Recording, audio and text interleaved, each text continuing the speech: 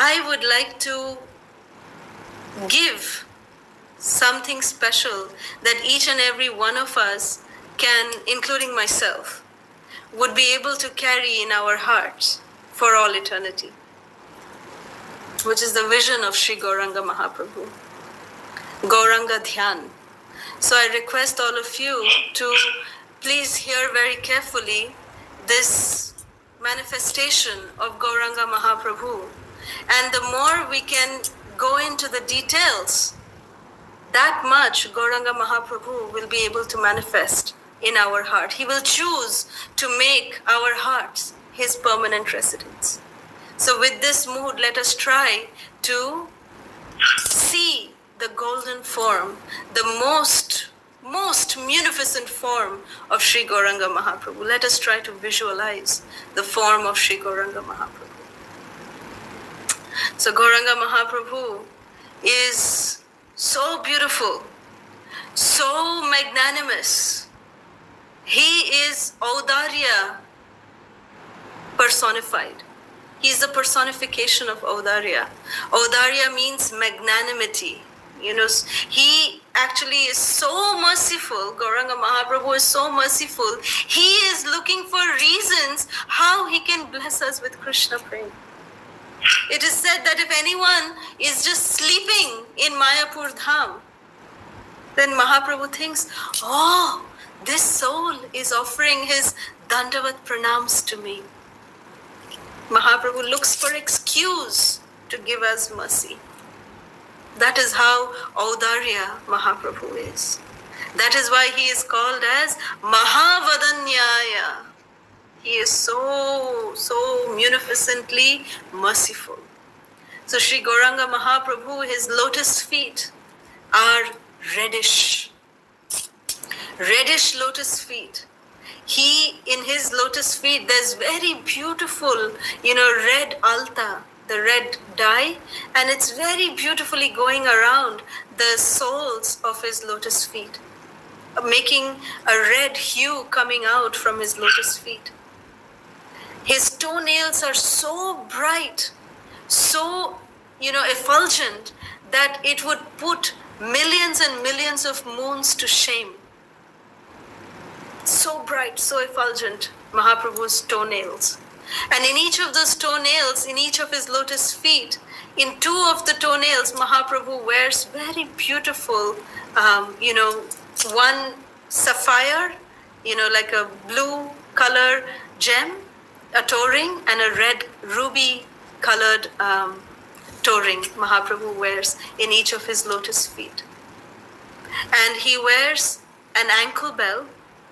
When he walks, those ankle bells go chum, chum, chum. So Mahaprabhu's ankle bells are so beautiful. They are very beautiful. They are, like one pearl, one blue sapphire, one pearl, one blue sapphire. So beautiful. And there are pearls that are dangling and, making this beautiful tinkling sound of the ankle bells. Mahaprabhu, his lotus feet, his calf muscles, his thighs, and his waist is beautifully covered by yellow silken cloth.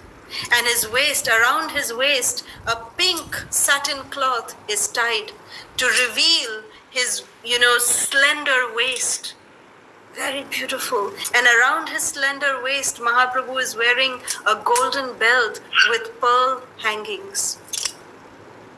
Right above the belt, we can see the deep reddish navel of Sri Gauranga Mahaprabhu and the lion-like waist of Mahaprabhu is so captivating that it would put a lion to shame.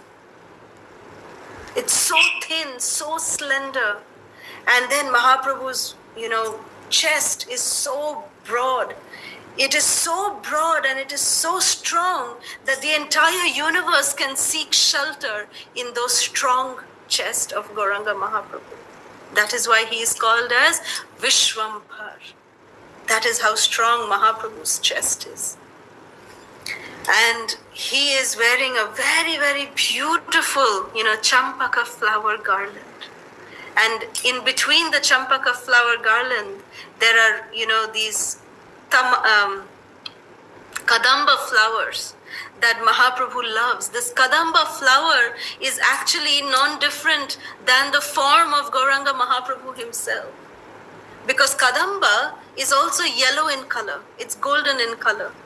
And the Kadamba flower has hair that is standing on end. So Gauranga Mahaprabhu, when he is in ecstasy, each of the hair from Gauranga Mahaprabhu's body stands up.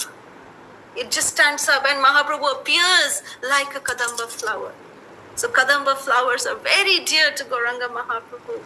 So these Champaka flowers and Kadamba flowers, Mahaprabhu is wearing a very beautiful garland around his neck, and some pearls that are, pearl necklaces that Mahaprabhu is wearing, and his beautiful, bright, effulgent Upavita, his Brahmin thread, is shining diagonally along his chest.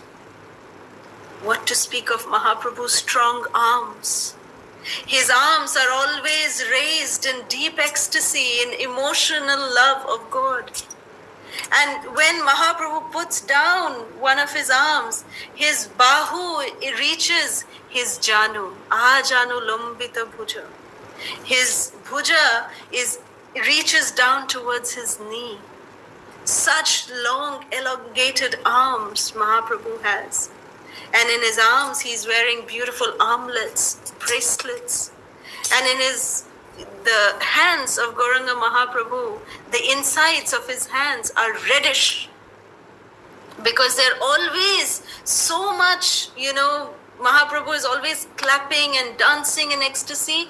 They're rubbing against each other, so Mahaprabhu's hands always appear reddish in color.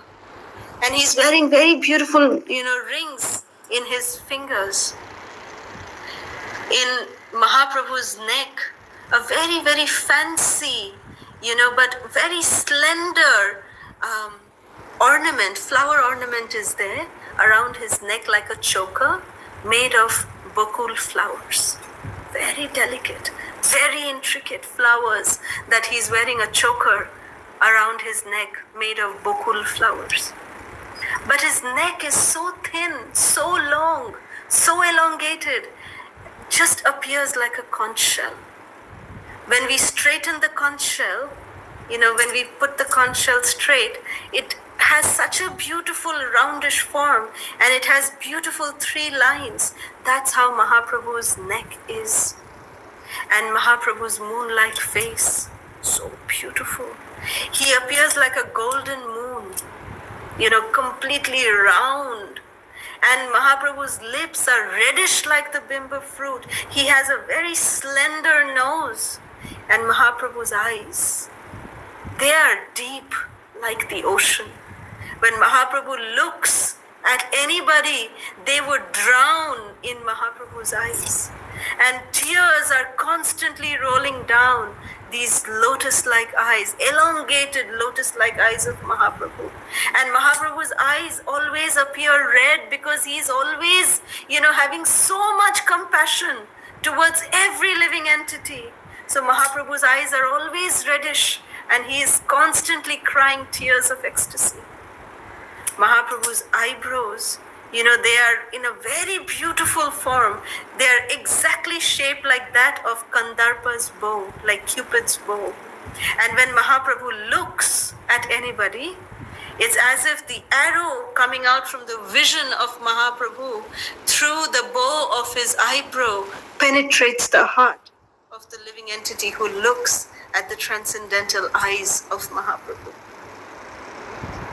Mahaprabhu's, darkish, black, silky-like hair, just like how moon is, covered little bit with blackish clouds.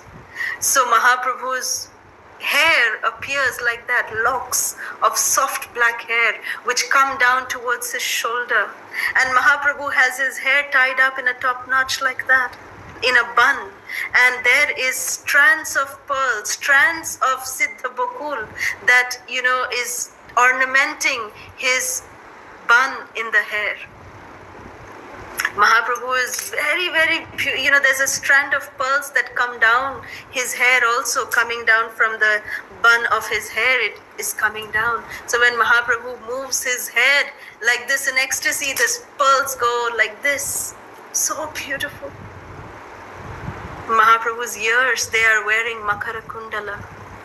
And his ears are always eager to relish the sweet nectarian name of Krishna. Mahaprabhu is always eager to hear not only him speaking Krishna's name, but to hear from all the living entities loudly chanting Hare Krishna, Krishna Krishna, Hare Hare, Hare Rama, Rama Rama, Hare Hare. And when we lovingly call out, Mahaprabhu is doing like this. And he is listening to each and every one of us call out the divine holy names. This is the beauty of Sri Gauranga Mahaprabhu. And when Mahaprabhu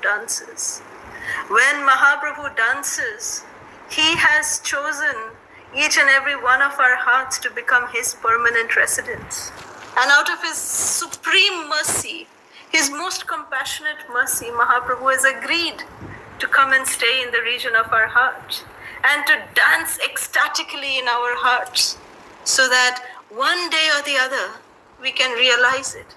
We can realize that Mahaprabhu is so merciful, that by realizing this, that we can try to reciprocate with Mahaprabhu and realize that his mercy is so deep, it is so great. So with this vision of Sri Gauranga Mahaprabhu, we will end Sri Gaurakatha. Thank you very much.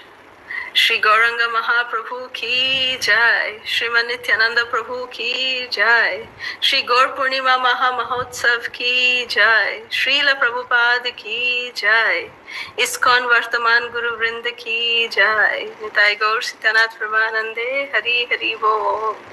Thank you very much. Hare Krishna.